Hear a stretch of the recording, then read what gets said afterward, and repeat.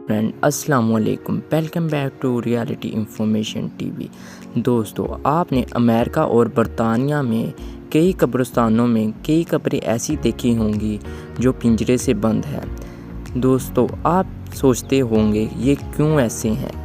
اس کے پیچھے ایک بہت بڑی کہانی ہے۔ اس کے لیے آپ کو 200 سال پیچھے جانا ہوگا۔ ارلی 19 ایئرز پہلے برطانیہ میں اسٹوڈنٹس کو پڑھائی کے لیے لاشوں کی ضرورت ہوتی تھی۔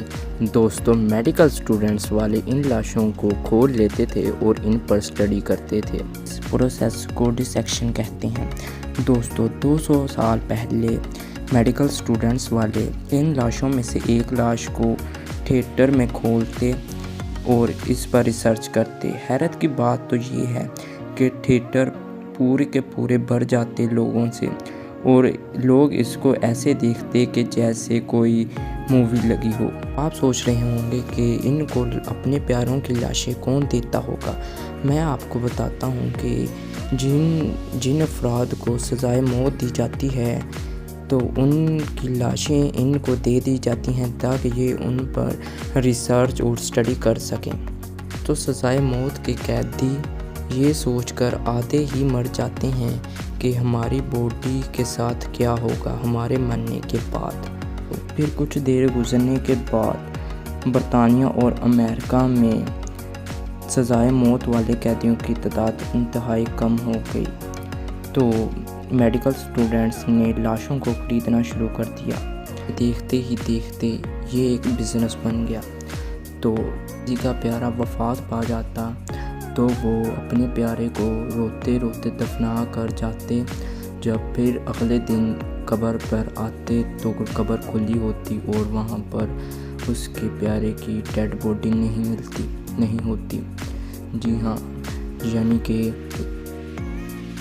کہ لاشیں چوری ہونا شروع ہو گئی تھیں۔ کچھ لوگ صبح کو نئی اور تازہ قبریں دیکھ کر جاتے اور رات ہونے کا انتظار کرتے۔ پھر رات ہوتے ہی ان قبروں کو کھود کر لاشیں نکال کر بیچ دیتے۔ پھر یہ لوگوں نے اپنے پیاروں کی لاشوں کو محفوظ رکھنے کے لیے ان پر جال بچھانا شروع کر دیے۔ جو یہ جال نہیں افورڈ کر سکتے تھے انہوں نے ان پر بھاری پتھر رکھنا شروع کر دیے تاکہ کیا پتہ ہمارے پیارے کی قبر بچ جائے ان سے۔ پھر ڈیڈ باڈی کے لیے قتل و غارت ہونا شروع ہو گیا۔ امریکہ اور برطانیہ میں بہت زیادہ خوف پھیل گیا۔ ایک ولیم ورن نامی شخص نے اپنے گھر میں سے ایک کمرہ کرائے پہ دیا ہوا تھا۔ جب اس گھر کے کرایہ دار کی موت ہو گئی تو اس نے اس ڈیڈ باڈی کو ایک ساتھ والی یونیورسٹی کو بیچ دیا، جس کے بدلے اسے خوب پیسے ملے۔ تو اس نے یہ بزنس شروع کر لیا۔ اس نے اپنے دوست کے ساتھ مل کر قتل کرنے شروع کر دیے، وہ بھی ایک ڈیڈ باڈی کے بدلے۔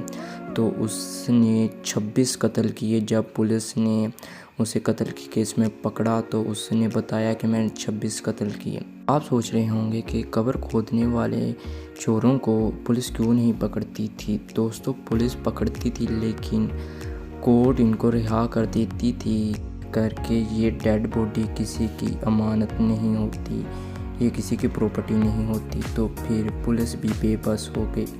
اگر آپ کو